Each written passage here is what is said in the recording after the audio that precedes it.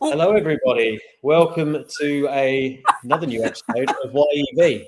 Alex, you look like you escaped and then come back. What happened there? It's a bit like having kids is a bit like having cats, and I could hear that they were escaped. They were on the other side of the garage door, which means they've escaped onto the driveway. You can hear the scratches. Yeah. Well, folks, enough. Just as my cat just wants to come past. Anyway, we're not talking about cats. This isn't the live cat podcast. No. We're here for the live EV podcast. And seriously, we felt that we were kind of we've hit a lot of subjects so far. So we thought what we're going to start doing is start focusing on the recent EV news, give our opinion on it in a balanced way, because that's what we do, isn't it, Kevin? That's right. Exactly. Why not? Fantastic. Dean, thanks for the t-shirt, Tim. Picture incoming for the Facebook group. Yes, that's right, because Dean won the big fat EV quiz end of the year, and he got free t-shirts coming first. And Ewan McTurk, I sent him a t-shirt. He came second, but I think he deserved one anyway, just for being Ewan McTurk. Really, it's being a battery king. So yeah, we're going to start talking about the news today. And what's happening, because there is so much happening in the news, and something that, although it's not kind of car related, something that I wanted to talk about was the e-bike ban on transport for London transport. So apparently there has been a number. There wasn't a specific number on the report. A number of e-bike fires on trains and buses in London. So TfL have put out an announcement very recently, in fact, it was this week, saying that from now on, doesn't matter if it's a manufactured e-bike or a ready-made, like a homemade e-bike, you are not allowed to have that type of bicycle on trains or buses in London. However, you're allowed to have a foldable one. Makes absolutely no sense to me whatsoever. But apparently because there's been no foldable e-bike fires, so they're absolutely fine. What do you think of that, chaps? That's just bananas. See, with someone I work with, we've had similar issues with e-bikes not being able to be charged within like 100 meters of the building, which means that defeats the object of an e-bike. And I kind of get it that there've been some incidents, but I think really they need to just tighten up the standards on them. So, that you can't, if you have an approved e-bike, the risks are very, very low. And most of the fires and stuff, as tragic as they are, seem to have happened with ones that don't have proper chargers. So effectively, it would be like you charging a lithium-ion battery without a battery management system. And that's what seems to cause the issues. So basically, some of these chargers just pile power into these lithium-ion battery packs continuously without stopping. So, I mean, that's going to cause an issue. You could ask someone like Ewan McTurk who say, if you keep charging a lithium-ion battery, it doesn't self-regulate. It just keeps trying to take more and more energy until it pops. So I think they just need to tighten up on the rules. I'm guessing the folding ones are exempt because they're generally probably Brompton ones, which that's kind of by their very nature, they're approved because they are a proper e-bike. No, Kev. Other brands are available, because as soon as I heard, I've never seen another brand of folding bike. As soon as I heard this news, I was thinking, right, let's go onto eBay straight away. Forever the opportunist. Let's see if I can find a nice cheap e-bike folding one on eBay. Buy a plethora of them and then sell them for a markup. Not that I've got the time or energy to do that, but I thought, do you know what? I'll have a little look. And and there are loads of different versions out there. But it just seems bonkers to me that there is no real difference between a folding one and a non-folding one. It was just a little bit mad, to be fair. But yeah, hey ho. Maybe Would a you folding one's easier to chuck out of the window of a trailer. Yeah. I don't know. Exactly. There Could it that is. be it? Complete. Those that's it. regulations need to come sooner rather than later, though, don't they? I mean, if you'll end up the quicker that anything like that comes in, those approvals come in, and the quicker then you don't end up with a market that's flooded with vehicles that with bikes that you're then telling people they can't use because they're not safe, or they might not be safe. People don't listen to stuff like that, do they? And if they, so I just think it's if they're going to do anything with it, that needs to be something that needs to happen quickly. Yeah, no, absolutely. I mean, at the end of the day, there's got to be this regulation coming in for like scooters as well. That the sooner they start sorting that out, the better, as far as I'm concerned. But does anybody have any questions about the e-bike side? Does anybody have an e-bike and currently taking it on London transport? We're thinking about it, or has anyone not heard this news that you are not allowed to have an e-bike on London trains anymore or London buses? Are you thinking about hiding your battery under maybe turn the battery into a water bottle shaped battery and just put it in the just an idea. I don't condone such things, but That's an interesting one because some of the expensive e-bikes, you can't tell they're e-bikes because the batteries are integrated into the frame. Yeah. No, absolutely. Oh, Casey's got something. Good to see you, Casey. Thanks for commenting. Just reminded me to get my e-bike re-spoked. Fido D4S folding, so fine for TFL. Oh, okay. Very good. Very good. Good to hear. And yes, Kev, I do go on there. I do go on. I told him that he didn't make any comments, so he clearly he does. He has made comments before. It's good to see him back. So good work, Casey. We're talking about. Does that mean you can? So you can get a bike wheel re-spoke because I've broken the spoke on one of my mountain bike wheels. You can, yeah. So I was wondering how I can fix that. Well, I didn't know you could get one re-spoke, so that's interesting. What do you reckon, Alex? What's your thoughts on the e-bike front? I think that we need all the different kind of types of mobility that we can get in terms of kind of if the goal is kind of reducing carbon and kind of encouraging more sustainable travel, I think there's a need to kind of make this as safe and as kind of manageable as possible. And I think there needs to be rather than banning things, I think it's a case of just kind of having stuff in place to make sure that if you're going to have them, that they are as safe as possible. It's not just about carbon, though, is it? I don't like this when we start talking about just carbon. I think it's more than that, really, isn't it? Because you think about the other fumes that are created by ICE vehicles. It's not just carbon, is it? Really?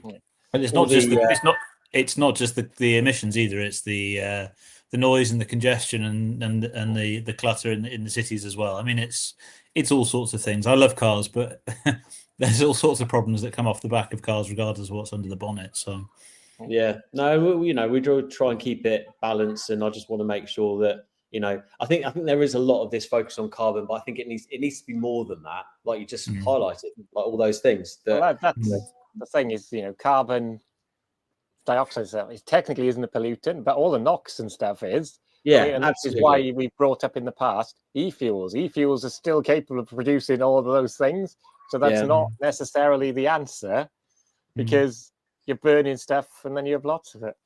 I read Casey's just, but I read something that if you're a meat-based diet, an e-bike on renewables is technically better on CO2 per mile. It's funny you joke about that. Remember one of the universities did some research because someone did say, I cycle all the time to work, and they asked him what he ate and stuff, and they worked out that his Nissan Leaf produced less CO2 than he did cycling. Well, you're not going to stop me eating meat from a CO2 based point of view. I think that's a load of rubbish. But anyway, let's move on. So what's the next? We talk about SMMT, Alex. I think you got that one, haven't you? Yeah. So, I mean, this week we've had the first step in what I kind of see as a couple of months worth of stories about SMMT related. So EV registrations in the UK. So March was a record month for EV car registrations in the UK. It was something like 70,000 vehicles, 69,313 battery electric vehicles. It's about 20% share of the market. Obviously, March being a new plate month, that kind of helps. But also a lot of stuff out there kind of using this as a litmus test for the EV market. And it's worth remembering, obviously, that Registrations and sales are not the same thing. Those are vehicles with number plates, not necessarily vehicles with owners. And also there was a big change this week in terms of how those vehicles are taxed. So any of those vehicles that were over 40 grand, by registering them before the end of the month, they would have been saving 400 quid a year in tax for the next 5 years, which is it's a big deal. And so I think there was probably a rush to get a lot of vehicles with number plates on the road. And you see, the balance with this will be that in a few weeks' time, you'll have a slightly slower April. And you'll then get the other end of the spectrum where people will be saying, see, look, the EV market is in dire straits and people aren't buying EVs and all the rest of it. And it's kind of like, no, it's those 2 months kind of balancing out. I think you'll see a bit of a lull in April because all of that volume has been registered in February and March to get ahead of the tax changes. Vans, bad. It's still bad. Vans 6%, bad. very, very bad. Electric vans still at 6%. About that, and that's including the heavier vans as well. So there's such an opportunity to electrify vans. Such an opportunity. There's so many van use cases out there that could electrify, and the fact that they have, well, they've shifted too soon, haven't they, on the tax on them? I think it's just. I think they need their heads looking at. To be honest, I think there's so much more progress that needs to be made in vans. There's a massive opportunity, and they've just literally chucked a grenade at the front van. That's basically what they've done. I wish I could have picked it up and thrown it back at them, but there we go. It is a shame. It's frustrating, isn't it? It just ends up when you've got some compromises operationally in terms of those vans. You've got adjustments that you need to make. If you're then not kind of giving people a reason, a financial boost to kind of look at them in the first place, that's, people don't necessarily look and see the whole life cost aspect of these vehicles. They don't necessarily sort of see the opportunities to deploy them because they see some of the pain points that come up, and the more of those pain points you put in, the less likely you are to find that people want to take a chance on them.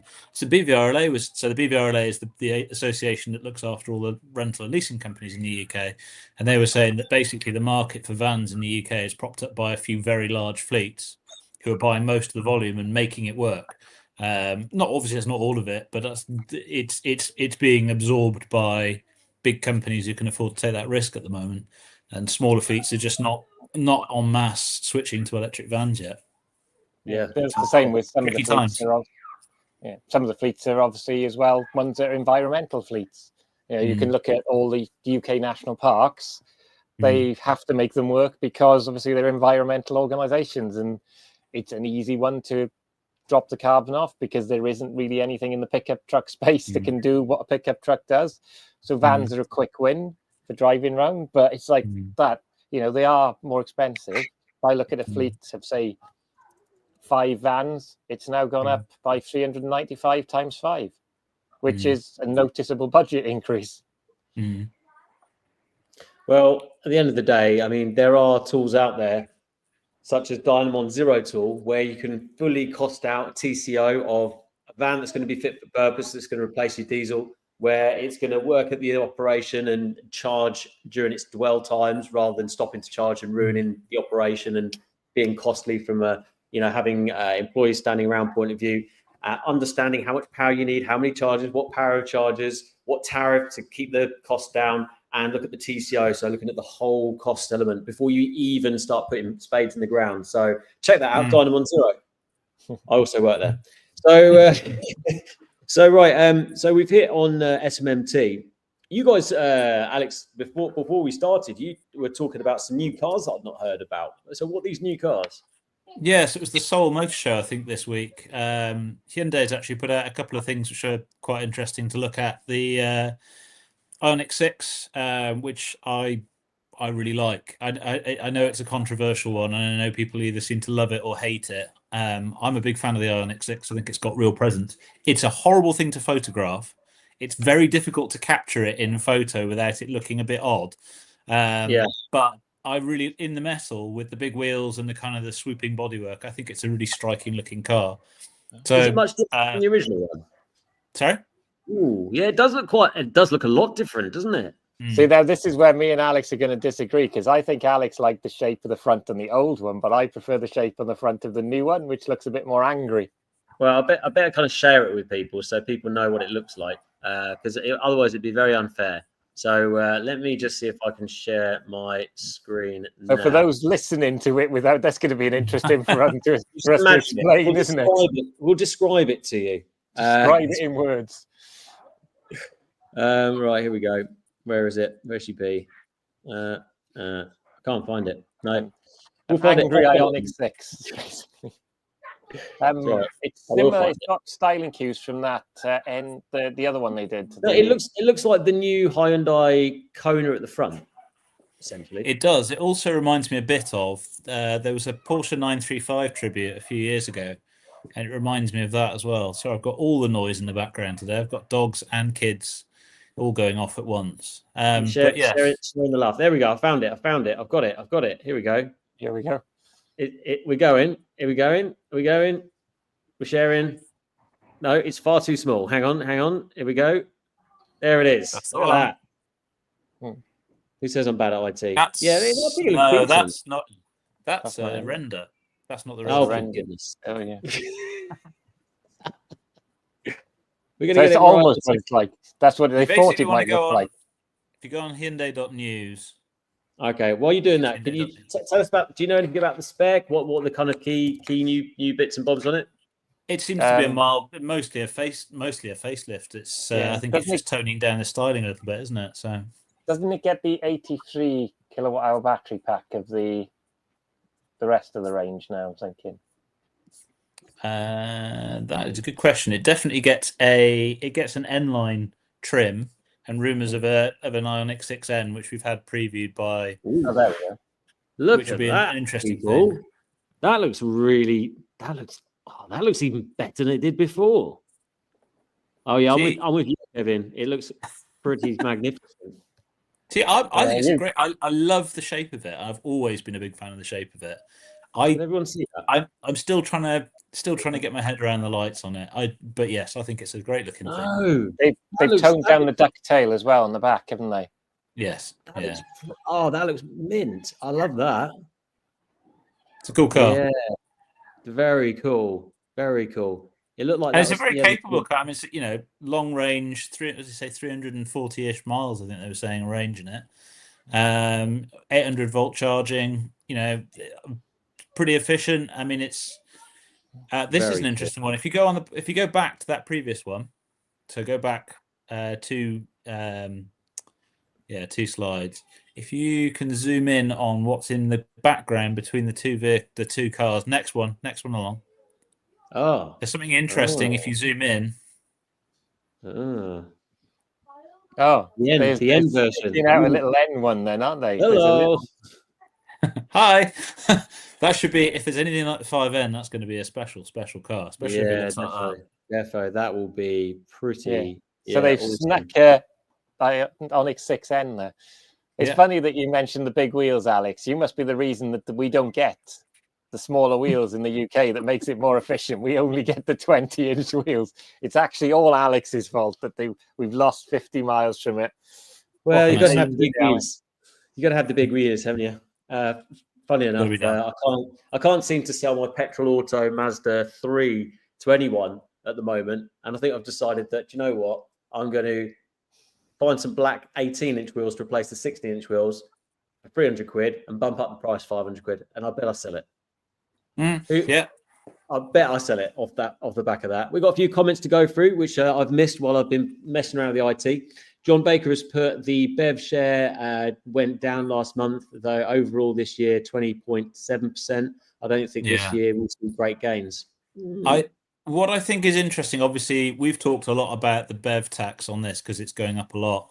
First year tax rates for everything went up. So everything under 75, up to 75 grams CO2. So that's basically all your plug-in hybrids went up by 100 quid at point of registration, and everything above that has doubled. So there's the minimum everything else has gone up by is £135. The maximum is like the maximum rate now is like £5,500 first year tax rates on those vehicles. So again, there will have been some tactical registrations of other vehicles as well, but it's a big penalty on the EVs if you big difference in terms of yearly rates and so on if you're putting those cars on the road. Do you think this is another example of like fiscal drag where they've just left stuff go? So it's almost like a tax has happened. So because it wasn't set up by them, they can't get blamed for it. So they've just let it happen rather than. Yeah. I think anyone who was expecting, as I said last week, anyone who's expecting tax cuts for £40,000 plus brand new cars in a market where people aren't really there's less disposable cash to buy those in the first place. I think and in a budget where things like benefits were being cut, I think it was quite unlikely we were going to see that getting addressed. But it is worth remembering with the EV stuff and the expensive car supplement, they do still have 12 months before those first cars have to be renewed. So they've still got 12 months to alter the threshold, the £40,000 threshold on those vehicles. It's just that anyone who's buying them at the moment has to budget for paying that. But if they get rid of it before next April, people won't have had to renew in that time anyway, so they won't pay the rate, if that makes any sense. There is a small silver lining to this, is there have been a number of announcements from different manufacturers of reductions. So there's been an announcement by Hyundai that all the Kona models now will fall under the £40,000 mark, including the ultimate one. So I think that's over £3,000. Yeah, the ultimate one's the massive spec one, isn't it, Kev? Yeah, that's the one pretty much with everything on it. And Alex can now rest easy. The panoramic roof is now included on the Grandland under £40,000. It no longer has to be taken off the options list. So the Grandland Vauxhall is now under the. Vauxhall. So I think Vauxhall have announced that I think all of their EVs are now under that tax threshold. Yeah, but I don't think they sell any. I think it was only the top spec Grandland that they brought under it. I don't think there was from a creating PR point of view, it probably sounded quite good to make that announcement and just to have that top spec Grandland just over the £40,000 mark. I mean, it's had like a £1,200 price reduction. It's not massive, and from what I can remember, the vans, my brain's gone completely dead. The Vivaro vans, some of those are still over 40,000. So it's just the regular passenger cars. So. Well, Dean's father-in-law's wet belt just snapped on his 2018 50k mile Transit. He does less than 100 miles a day, but he isn't interested in EVs, unfortunately. So he does 100 miles a day, and he's got a diesel. Presumably. Wet belt. It's not going to be a petrol Transit, is it? But that's like the same as VW Transporters. Anything with a wet belt, stand clear. Reminds me of the Mercedes CLS from the 2000s. Yes, the Ioniq 6 earlier on. Yeah, absolutely. Yeah, there's it does seem a little bit challenging on the EV front at the moment, but roll with the punches. It's all about misinformation, as Tim, you commented on. You may have seen that one of my posts got a few comments on the range of an EV not being able to do over 105 miles. Well, I just commented to say, are you sure you're going 70 miles an hour, Kevin, and not driving at 55 on the motorway? But that's an interesting one, because literally I could not get the EV3 to be under 300 miles with this weather. Sat on the motorway at 70. It just literally, I tried, obviously where permitted, I went 70 and it just would not go below 4 miles per kilowatt hour. Nice. And just weirdly, I did an experiment driving to Swindon, so I drove exactly to the speed limits. There's quite a few roadworks, and my average speed was 53 miles an hour. And then I drove gently back, did 60 and stuff, and my average speed was 51 miles an hour. So literally, it's amazing how little difference when you take into account the beginning and the end of your journeys, and stuff, how much little difference speed can make to your overall average. But then the efficiency on the way back was 4.8. So, I mean, terrain is going to be a big factor in that. Yeah, literally on the way home. Yeah, and the average of, so I've just looked at it now. I've done 1,100 miles in that car in a week, and it has averaged 4.7 miles per kilowatt hour. So that's a lot mixed driving and everything. It is genuinely probably, I'd say, I'd argue it's probably at the price point best in class for range. I don't think anything has that size battery at that price point. I mean, Yeah. ID3 has a big battery, but I don't know if that's under the 40k mark. No, what, the 70 odd kilowatt hour battery? I don't know. I'm not sure. Yeah, Yeah, so this well, is like, I think it's. I personally think it's the best small EV. But how I much do are they? too. They're quite expensive, aren't they? They're like not They're 35. in the great. 30s. yeah. So low the spec, 30s. the air spec with the big battery is 35, I think, and that's Yeah. a lot of battery for that price point. Mm. The 80 plus 78 kilowatt hours usable. Yeah, yeah. It's not too bad, is it? So Casey has just put EV3 or my Ioniq on efficiency. Oh, you got an Ioniq at the moment, Casey. Have you actually settled down after nicking everybody else's at dealers? I know you love doing that. Because if that EV3 is anything close to the Kia, I'm just killing it. Yeah, I mean, I think didn't Hyundai bring out a new electric car, and it looks a bit like the size of an EV3, or did I? Oh no, it was hydrogen, wasn't it? Yeah, so we've had a new Nexo this week, which is Let me the. find it while you guys talk about that. It'll take me about half an hour. Hang on. So I don't know if anyone else remembers the Nexo. I've actually driven a couple of Nexos. I drove one on the launch for the original. Oh, what's it called? The original Kona back in 2017. So it's a fuel cell SUV. It's slightly larger than the Tucson. It's a big old car. We've just seen the second generation one this week. So nice to. I think interesting to see Hyundai still pushing ahead with the hydrogen side of things. Whether it takes off or not, I don't know. Autocar reckons there's a chance that we'll see it in the UK, or at least Hyundai is planning to offer it in the UK. Whether you actually do see one or not, I don't know. But Why would you? I think it would be a waste of time. I mean, who's going to buy it? well, You'd have to be. I've You'd seen have one to on the be- road by Heathrow, but that's because Heathrow has a refueler, I'm guessing. So at least they can get fuel for There we it. go. There it is. that's There she the blows. old that's the old the one. old one. Yeah. Okay. Well, So that's the you're not old going to see the new one either, so it don't really matter. Here we go. Here we go. Oh yeah, it looks a bit nice, doesn't it? Hang on. We'll reject all of that. Here she is. It's It got, reminds me of your Suzuki Ignis. it's got a bit of a Santa Fe vibe with the front, kind of I bluff like front. it. It's a good looking car. Yeah. I mean, no, as you say, not gonna see very many of them in the UK, unfortunately. But Look, there you go. we're balanced on electric and ICE vehicles, but we're not balanced on hydrogen. I'm just gonna draw the line there. Only because I'm outnumbered 2-1. It's obviously a joke. Speaking of new cars, remember I sent you a picture of that logo and you couldn't work out which car brand it was. I've worked out which one it is. Go on. It's the new luxury brand from MG.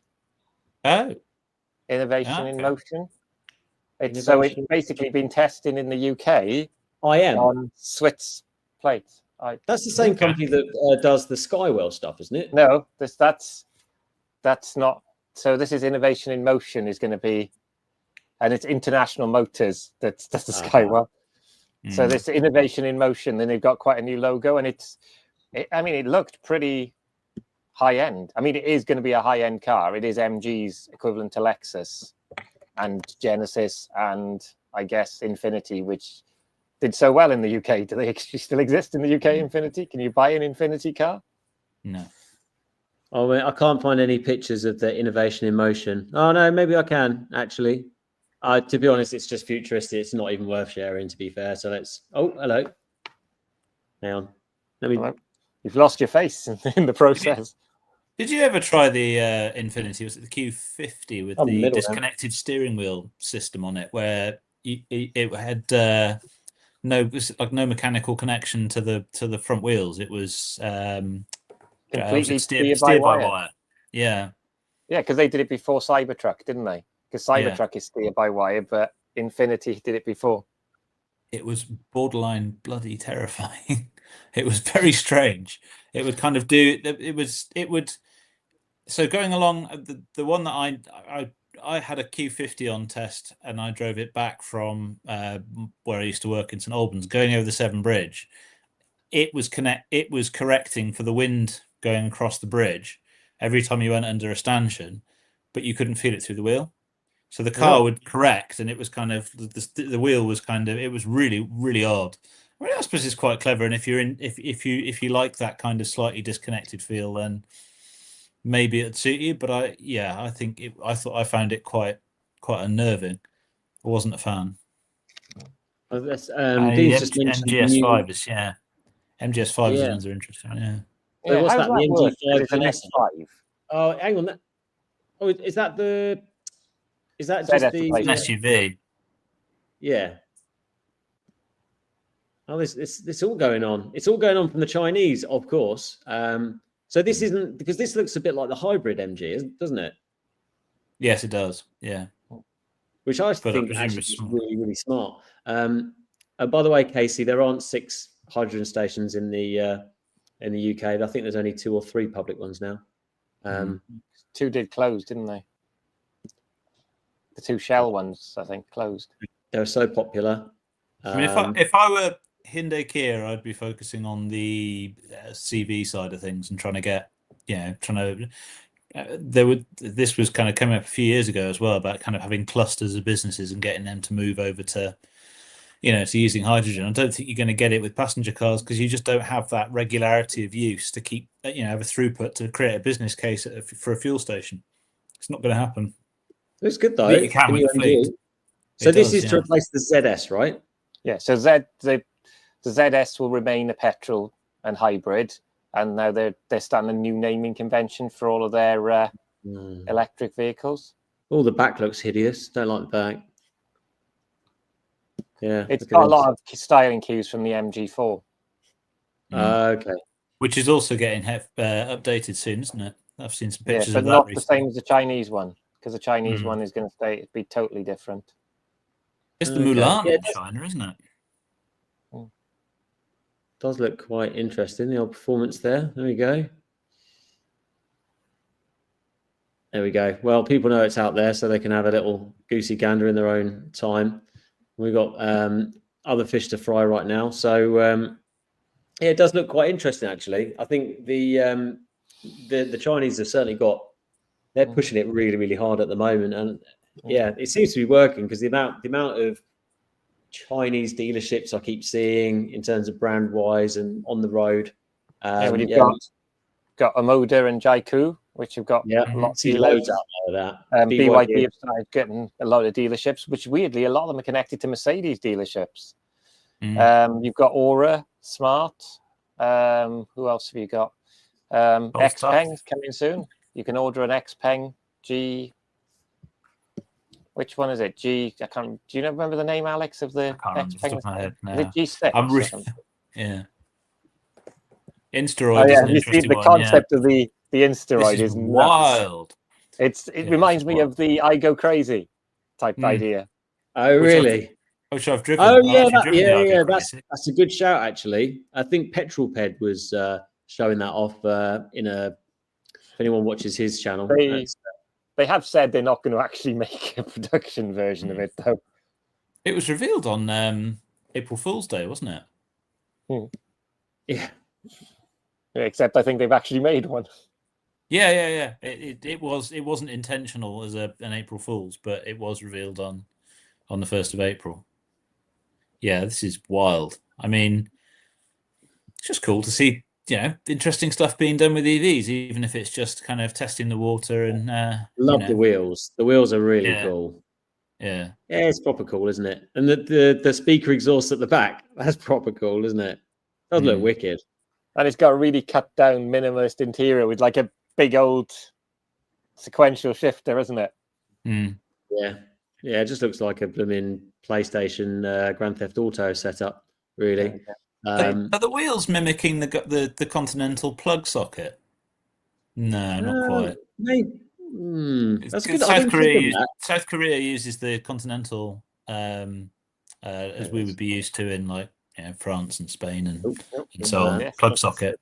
That's the code for the page. Yeah. Glad I got the the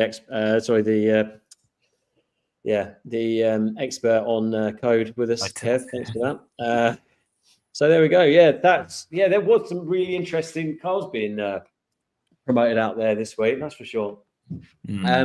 So we've another thing that we've been actually we'll leave tariffs at the end. So leave the best till last, shall we? But something that I saw in the news recently is China in different cities is using electric vehicles and the V2L to help balance the grid, which is really great to see. And we all know, anyone that knows anything about EVs will know that it is more than possible, and we should be doing that. We should really be having a proper goal and target for that, surely, because the amount of to try and reduce the more polluting, less renewable energy sources, it just seems to be a simple thing. I mean, the batteries are already out there. It just makes so much sense, right? Yeah. And it's interesting you mentioned that, because I was in Brighton for a charge and drive event, and Blink was showing their charger that can be two-way, an AC charger. So it seems lots of cars that have vehicle to load, like the Ioniq 5 and lots of the Kias, you can actually signal via the top data pins for it to change direction. So you can now, there's a protocol which basically tells it it's got a vehicle to load adapter, and it'll change direction. So you can feed into your house and out of your house, and the car does all the inversion stuff and does the synchronization. Really? Yeah, because they've worked out that you can, effectively, it looks like it can trick the car into thinking you've plugged the vehicle to load adapter in with the charger. So you can direct it two ways. But I think you do need battery storage and stuff. I think it does something very... That's a shame. I was going to say can't connect it to the Teslas, but I could connect it to the TVR once it's done. But it's a clever system, the fact that you can now basically reverse the charge on your thing. I think a lot of times it needs battery storage to do the islanding if you had a power cut, because the car can't island your house. So you need something to lock your house away from the grid, effectively. I must admit, sorry, go on, mate. What I wonder with this is, obviously, without trying to sound like I'm scaremongering in terms of battery wear and so on, but if you were to lease a vehicle, generally speaking, you would, or lease or get some sort of finance on a vehicle, you'd ordinarily do that on mileage, right? Because mileage is wear and tear. If you're on a V2G type system at home with your EV and you're constantly cycling the battery, it's going to be interesting seeing how the likes of kind of leasing companies get their heads around what that means for kind of wear and tear on the battery, and whether you need to price that into the lease or whether that needs to be something that's covered by the battery warranty and so on. I mean, I'm not trying to imply there's massive battery degradation on that, but until you get large amounts of those vehicles being used for years at a time, it's going to be quite hard to kind of predict what that, what impact that actually has on the battery. And I think that may actually create, there are going to be people who are taking a financial risk on those cars who are going to perhaps get, I'm not speaking this is not off the back of any kind of secret conversations or anything, but it'd be interesting to see what the industry sort of thinks of that, because it's something else, a bit like when the Polestar stuff, when you started having the over-the-air performance upgrades on those. I know there was quite a bit of kind of industry kind of concern about, well, suddenly you've got a completely different set of settings that you're running that vehicle under, and as much as I'm sure it's safe and it's properly engineered and all the rest of it, you've then got to figure out how that kind of affects the residual values of that vehicle and the way that vehicle is used and all the other bits and pieces, which you wouldn't have had to. Like performance boost on the Tesla and stuff like that. Yeah, the stuff that you can buy as that. So it'd be interesting to see what happens on that. I mean, because it's not hit the market yet. It's too early to say. I've yet to have specific conversations, but it strikes me as the sort of thing where there will be a little bit of kind of industry concern at first about who takes the risk on that. How do you price that into, is that something where if you take out a lease on a vehicle like that and you kind of go, well, I'm going to be basically using this for static storage for my home, and I'm and all the, do you have to price that into wear and tear on the vehicle as almost like mileage on the vehicle? It'd be interesting to see how that pans out. This is just me being nerdy on this, by the way, but it could be interesting to see how it works. I completely agree, and I have been thinking about changing the Chargeheads name to battery degradation heads recently, with the amount of degradation going on my electric cars. That's really valid, because it's all about number of cycles, isn't it? This is the new mileage for vehicles, because ultimately, as you know, my recent video, R. Simmons' video, and a video that I've got coming up soon where I did a video on a guy that's got Tesla Model 3 with 256,000 miles, and you'll be bamboozled with how much it's cost him in service and maintenance. I certainly was, especially the brakes. Oh my God. But yeah, it's more about battery cycles than anything else. And with prices coming down of batteries, it just seems such an obvious choice as your everyday vehicle to have electric for sure. But yeah, no, absolutely.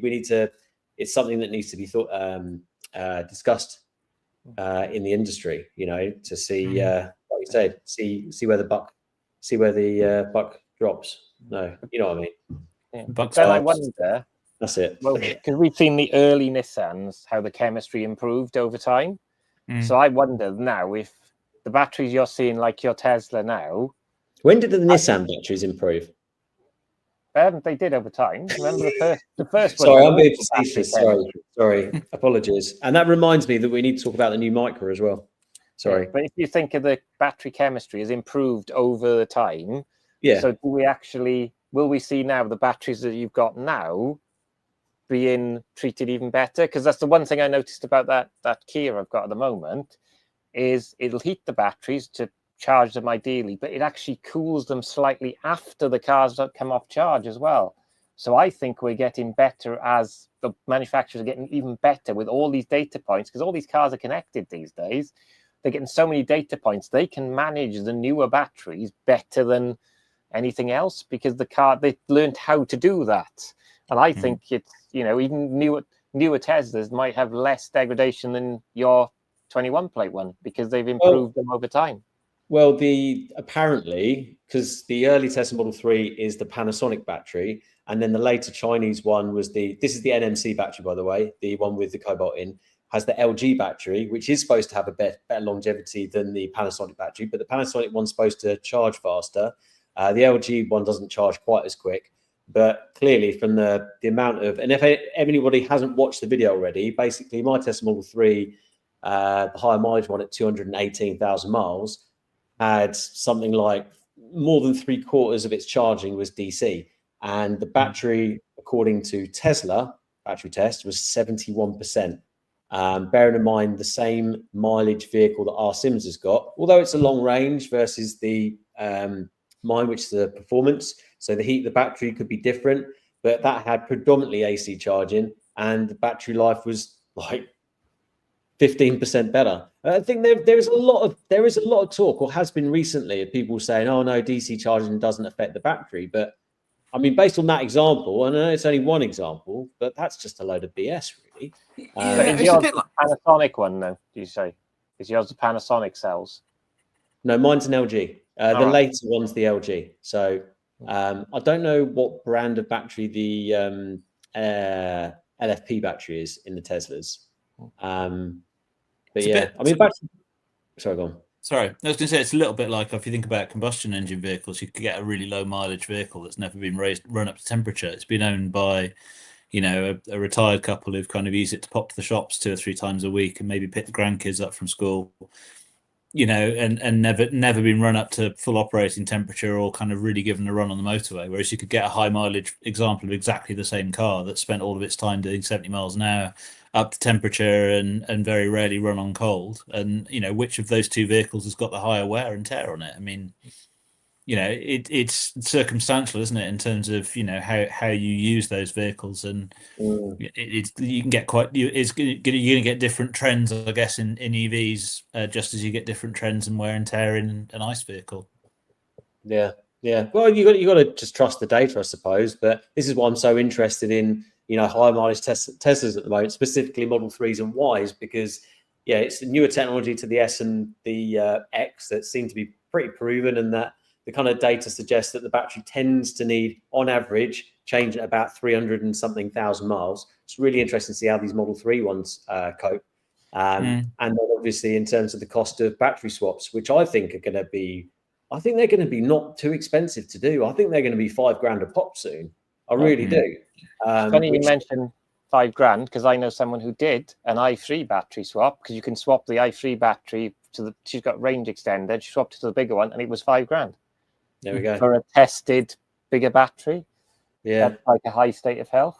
So you think actually that, I mean, you probably get a not very good i3 for that money. And what's the range with the bigger battery on the i3 when you upgrade it?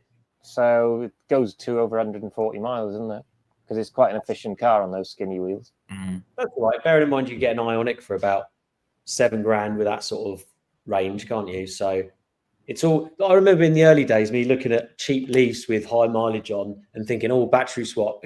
You know, for the bigger battery, you could get an old shape Nissan Leaf, and you know you could save some money there. But going back to your point you made earlier, Kevin, about battery technology getting better as time went on, I think Nissan's probably the worst example for that. You got the 24 kilowatt hour battery, which was good, then the 30 kilowatt hour battery, which was after it, which was worse, then the 40 kilowatt hour battery, which was kind of about the same degradation levels as the 24 kilowatt hour. Yes, if once you get to the new, what's the new SUV? The Aria. Yeah. Aria, yeah. I mean, I think the battery technology on that, it's not just the technology, isn't it? It's the fact it's the other thing I'd be interested to compare is obviously your Tesla's 400-volt architecture. Yeah. I'd like to see how the newer Hyundai and Kia stuff holds up with 800-volt technology, because it charges faster. But I mean, it doesn't charge. If you look, it charges about the same speed as. That was distracting. It charges about the same speed as your Tesla, but if it's 800 volts, the temperatures are going to all be a lot lower. So it'd be interesting to see over the same sort of mileage how that would affect it, because I think Tesla probably needs to shift to 800-volt architecture to do those sort of speeds. Well, they have with the Cybertruck, but I suppose they're just yeah, but obviously that's not going to be anywhere near here. But you know that's what I was hoping for the new Model Y, but yeah, I don't think that's going to happen anytime soon. But it'd be interesting to find out. But talking about Nissans, I think it leads on quite nicely. And I'm going to lean on Alex on this one for the new Nissan Micra. So I didn't realise that the Nissan Micra, I saw a picture of it, and I'm guessing that it's sharing the same platform as the Renault 5. Has it got a leg? I believe so. Has it got a leg to stand on? Is there that special USP about this car that's going to wow people? My gut feeling is, I mean, Nissan's kind of it's kind of a little bit. I said they're a little bit invisible. I mean, they've got two of the best-selling cars in the UK, haven't they, with the Duke and the Qashqai? Yeah, crazy, isn't it? And the electric Duke is coming as well, isn't it? Soon. Yeah, I mean, the Duke I can totally see as an EV, much like the Puma, being a kind of an important part of that. But yeah, I mean, where does the Micra kind of fit in with that? Does it have a place alongside the Duke? I don't know really. I mean, it makes sense to amortize the R&D costs across the two vehicles, doesn't it? You know, to have, if you sell a few Micras alongside the Renault 5, you might as well do it. So I think they. And this is just me thinking out loud. I think maybe they should have just not brought out the Micra, because the Micra's never been really a hot seller, and then just focused on the Duke. So, okay, if you want the Renault 5, you want a small hatchback, great, have that. But on the same platform, if you want something a bit taller, which we know what's the best-selling car in the UK at the moment, it's the Puma, isn't it? It's Puma, yeah. Yeah, has been for some time too. Yeah, so having the electric Duke on that would make, you know, just call me the new Nissan CEO, product strategist. I think that's the way to go with that, 100%. Yeah, and because the Leaf has become a bit SUV now, isn't it? The new one. Yeah, no, absolutely. Casey's having a mention of something. You don't understand why they didn't keep the Leaf as a hatch and make the Qashqai the crossover SUV, especially if the Duke is going EV. Puma Gen E is going to be interesting. Yeah. Ford have got so many blooming SUVs. It's unreal. And they're all coupes as well. They're all old coupe names. So Puma, Cougar, Mustang, and Capri. Capri, and they've got Maverick in the States, but that's not an EV, and it's also not. The Ford Maverick. Remember that? Yeah. Awesome. And the Galaxy. I mean, it's worth remembering. Obviously, the Galaxy was a performance, you know, a wonderful performance vehicle. And then it was reinvented in Europe as I'm talking Galaxy with an IE on the end, and then it came in Europe. We got it as a 7-seat derivative of the Chiron, but you can get it with the VR6. You can Yes, get well, it with the VR6. I do remember in Bedford, we after the Amigas, when we were looking in our rear view mirror for such things, in a past life, and remember the Galaxies coming out, and they were fast. I remember them being, yeah. Do you all remember the S-Max, which got the Focus ST engine in it? I had that in the Mondeo, but I didn't have it in the S-Max. I had the S-Max was in it. I had an S-Max with a fruity engine a few years ago, and I can't remember what it was. I kind of got it. I picked it up, and I thought it was one diesel engine, and it wasn't. It was like I did a lot of fleety stuff, so I was expecting when I picked this car up that it was. I didn't know a lot about the spec, that it was going to be like the 140 or 161 horsepower one. I got it home, and I was like, it's quite picks up pretty well for that sort of performance. And I got it home, and there's a sticker inside the door, and it was like a 210 horsepower. I think it was a bi-turbo diesel or something as well. I can't remember, but it was rampant, that thing. It was wild. Do you know what that reminds me? Unexpected. But yeah, when I used to work for Toyota, having the Toyota Corolla Verso, and they brought out the T180 diesel version. Oh, really? That had some power. I remember my first trip to Le Mans, and this is when the Corolla Verso just come out. Bearing in mind the Yaris Verso was not seen as being the best car in the world in any way, shape, or form. But the Corolla Verso had TVs in the back. I remember driving on French motorways at about, I think we clocked about 147 in this bad boy. It did all right. Did really, really well. Private road. Obviously. You were talking kilometers per hour. It's fine. Yeah, exactly. Yeah, that's it. I've just seen DSi. Oh yeah. There was a Zafira that was even more than they did a VXR Zafira, didn't they? And they did a Meriva VXR as well, didn't they? I'm sure they did. The Meriva. They did. They definitely did. I'm sure they did a Meriva VXR. Because I remember testing it on. Remember they used to do VXR days. Yes, they did. Around the track. They did do. And I took a Corsa VXR around the Monaro, the Vauxhall VXR, which was basically the Monaro, and then the Zafira VXR, and it had warped its discs already. It's like you'd only done a morning of laps. Well, the Meriva VXR had 180 horsepower. I was just looking at it in the background. I mean, that as Q cars go, I mean that's got to take some. What other bonkers like MPV were there? There was that crazy Espace, wasn't there, with the F1 engine in or something? Not that was like that was just a one-off, really, wasn't it? But well, the regular Espace got a V6. I don't suppose it was a particularly potent V6, but no. Ford are usually the nutters with their vans, including their latest super van, which is an EV. Yeah, that sounded proper cool. Really, really cool. 2,000 brake horsepower in the super van. No. But it was originally 1,700 because they thought 2,000 brake horsepower was a bit leery. I love Ford 1,700. We can't go to 2,000, but then they put it back up to 2,000 to do Pikes Peak, didn't they? Nice. Of course, EVs are good at Pikes Peak because they're not affected by altitude, unlike ICE vehicles. Absolutely. So we've got a bit of time left, but I mean, shall we delve into tariffs, or shall we leave that till next week? I'm just conscious we normally keep him within the hour. Alex, Kevin, you got enough time to delve into it? They're probably going to have changed by next week again. So yeah, we can touch on it. I mean, talk about it. So go on, Alex. You wanted to jump in there? Go on. Yeah, we can touch on it. I think briefly. I think it's one of those kind of moving. The goalposts are moving all the time, aren't they? It might be worth doing it in a bit of detail at some point when the dust has settled. We're still in flailing arms around in the air panic mode at the moment. I mean, the big thing on my social media has been whether it affects classic car imports, which it doesn't. If it's over 25 years, you don't get penalised for it in the States, which I know a lot of people are very happy about because it means that people can still import interesting old European, Japanese, etc. cars into the States without getting hammered on import taxes on those, which is good, tariffs on those, which is good. What if it's a resto mod? Sorry? What if it's a resto mod? Like some of those companies that take your classic car and modify it to almost current standards. Would that be affected, do you think? Or is that still the old car? No, I think it's the age of the chassis is the way that they do it.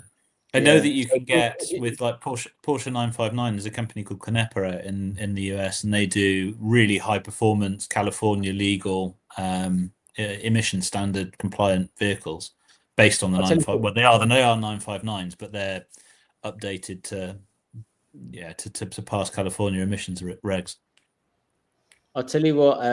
We'll talk about that in a second, Dean. I'll tell you what who it might affect is Moggy and his latest venture with Sebring Cars with the new electric classic. So it's on a new chassis with BMW suspension, Tesla Model 3 motor, and a new shell on top, which is I want to say it's a Cobra on top. It's a Cobra, isn't it?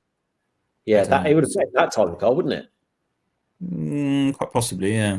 New car. It's a 25-year rule. So if the vehicle is over 25 years old, it's not. Yeah, no, it's a new car. So it's a new car. Yeah, but so I thought initially that when Trump went through it all, because everyone charges America tariffs, and they it seemed a bit ski whiff anyway, and so like America going pretty much half the amount of tariff that they're getting charged back, which was like fair enough, and then the UK is 10% to them and 10% back, but EVs and cars are 25. I don't know why can't the UK, if we've agreed 10% both ways for goods, why can't we agree with cars? That's kind of my argument. It just seems a bit bonkers. Yeah, and we're already hearing things like they're looking at.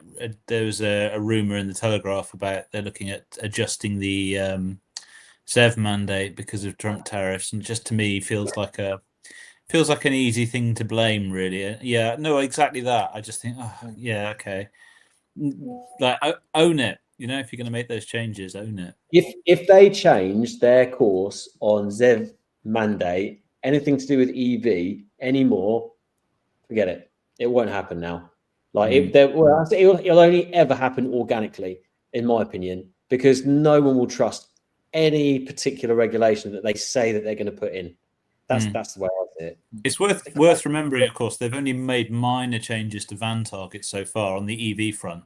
As much as the hybrid target has moved, the EV stuff hasn't so far been changed at all. It's only the hybrid requirement. A couple of percent, didn't it, from memory? Yeah. And it was only for like 2 years. I think it's like 26. I don't think it wasn't last year.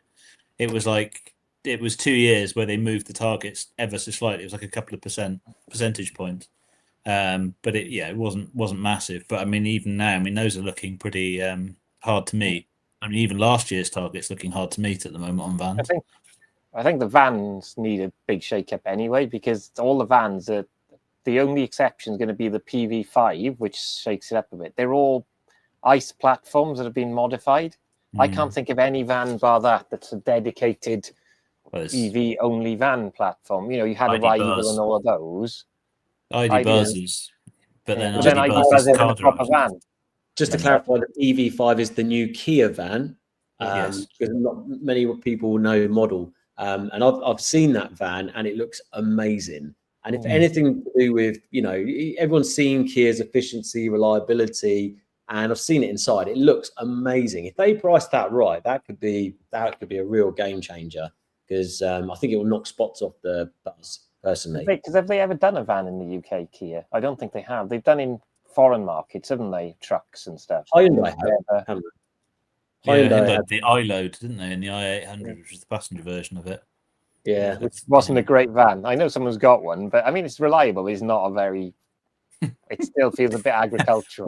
When it's reliable as your first, your first. It never breaks down. I mean, you want it to break down occasionally just to kind of liven up the ownership experience. I'm sure they were good vehicles. No, it didn't look very good. You probably wanted to break down so you could get a different van. Talking of amazing vans, if anyone is looking to buy a camper van at the moment, I've got my lovely Toyota Alphard. It's not very green. It's 3-litre V6 petrol, but it's on for sale, eBay, £12,990. 5-seater, 4-berth, fridge, ready to go. You could save carbon on your flights by having a camper van and holiday locally. There we go. Still, the Mazda's still for sale as well. £3,500 for a petrol auto Mazda 3. I mean, I've seen a hybrid Alphard. Did they do a hybrid one? Yeah, they did. They did. Yeah. It's rubbish. It's not Good as great. yours, is it? You're going to say so. Buy yours. I wouldn't buy it. No, you want to buy the 3 litre, 2.4. Forget it. You want the 24 valve, old Camry engine, gone forever, much longer than the VW. We better. Here we go. The taxi drivers will be excited for the PV5 and the PV7. I don't even know what that looks like. We'll have a look at that next week, Dean. Yeah, they do the PV5 as a kind of people carrier, don't they? People carrier, yeah. So it's a people carrier version of the van. Quite right. Go back to the hydrogen talk. If you want to giggle, watch the YouTube channel called The Myra Club. Guys showing life with the Myra, and it isn't a happy one. Very expensive to refill too. The future of hydrogen. When they doing offers in the States on them briefly, where they gave you like free fuel with it as well, and it was worth effectively, somebody worked out they were paying you like $6,000 to take the Toyota. If you added up all the rebates and stuff you got over the years for refueling and stuff. It's the chicken and egg thing, isn't it? You need to get the vehicles on the road to make the infrastructure work, but you need the infrastructure to make the vehicles work. So I guess it's a kind of taking a hit to get the market started. But yeah. Well, just to recap, thanks everyone for watching or listening to the live podcast today. Don't forget to like, subscribe, comment. Really helps the channel. As we improve the numbers, we can do more exciting things. So please, do what you can to share the message of this balanced EV podcast, which we're going to be focusing more on up-to-date news. So in terms of what we're doing this week, I'll start for once. So this week, I am going to be focused on working hard, trying to help people transition their vans and HGV. So I'm going to be full guns a-blazing. So yeah, that's me this week, just working hard in my 9 to 5. And also YouTube video this week, Wednesday, disaster for the Tesla Model 3. Wednesday, 7 o'clock. Check it out. Kev, what are you up to? So I'm, what am I in this week? The Kia goes back tomorrow, and then I'm swapping into an Astra Sports Tourer and a Safe car for a change. So be interesting to see how efficient that is, because that does have the new motor. And if it's anything like the Corsa I drove last year when Alex had one, it seems quite an efficient motor. Possibly even up there with the Hyundai and Kia stuff. I think that'd been interesting. I've driven electric Astra EV as a hatch, and I've driven the plug-in hybrid estate. I haven't driven those two things together, but yeah, I quite like the new Astra. And if you're asking what I'm up to this week, it's all Secret Squirrel stuff. I'm afraid. It's always Secret Squirrel. It's always Secret Squirrel. No interesting test cars this week then. No, nothing interesting test car wise. But if the weather stays like this, I'm going to give the Grandland a few days off and put the Polo to some school run duty, I think. Thinking about it next week, because just to give people a bit of warning, I'm not sure who's going to be at Everything Electric. I'm probably going to be there on Thursday through work, and then a little bit of play after certain hours. So if anyone's going to Everything Electric, I'm going to be there on Thursday. Are you chaps going down there at all? No, not this time. No, sorry. No worries. Well, if anyone's going down, let us know. It'd be good to say hello to fellow Chargeheads. Thanks everyone for listening, and we'll see you next week. See you later. Bye. Cheers.